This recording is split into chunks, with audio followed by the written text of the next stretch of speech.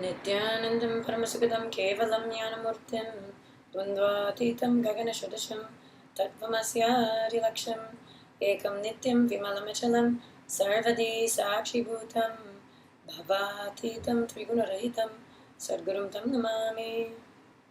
Nithyanandam. Hi, this is Nitya Ovyananda. Thanks again for joining. We are on our next session of the Introduction to the Upanishads series. This is our 5th day at it. So I'm so glad you're coming again to see what else I'll speak about, what else Swamiji has revealed to us. Today this topic is going to revolve around how the Upanishads create incarnations. So basically, the Upanishads provoke you to dissolve into the truth. Basically, any spiritual book can do that. They can provoke you to dissolve into the truth. However, the difference with the Upanishads, and no ordinary book can do this, but they provoke the cosmos to dissolve into you. So, incarnations happen in India, in the Holy Land called Bharat, which is ever breathing the Upanishads itself. Because everything is about allowing that cosmos, allowing Sadashiva to enter you, work through you. Because that is who you are, that superconscious energy is part of you and your system. So,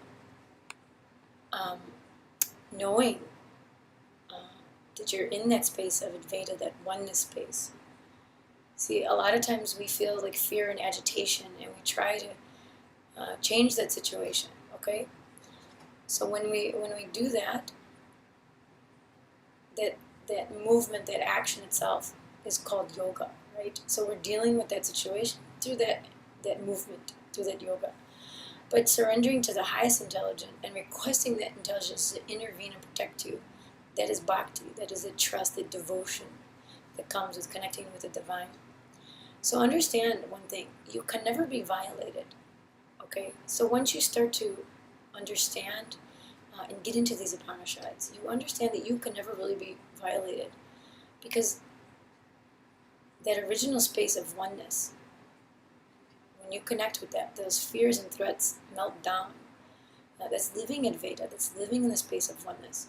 That connection with the source that you have, you start to understand and be able to look beyond your body and mind and see that that inside part of you that has that awareness and that consciousness that's different than what you've experienced before, and your understanding, you realize that that part can never be violated, because that is the eternal part of you that's connected, that is the cosmos itself.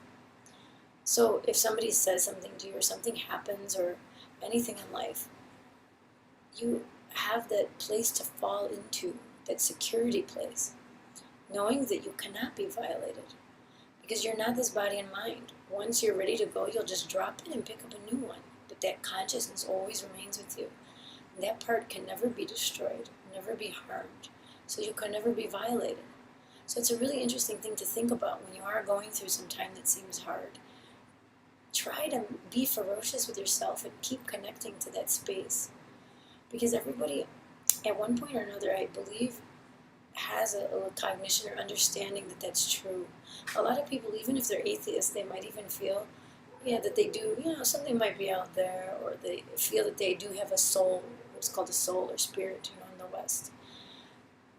But we do have that. So if you can just more and more be ferocious with yourself and don't allow the mind to take you down that road that brings you down, that road that takes you away from the understanding and into some other way, into some negative thought current. If you ferociously hold on to that positive thought current, that place of powerfulness, and that place that knows, that all-knowing place that knows you could never be harmed or violated, you'll start to feel more at ease with yourself in life and have that understanding that you can continue to move on with your life in a positive way, in a powerful way. So another thing,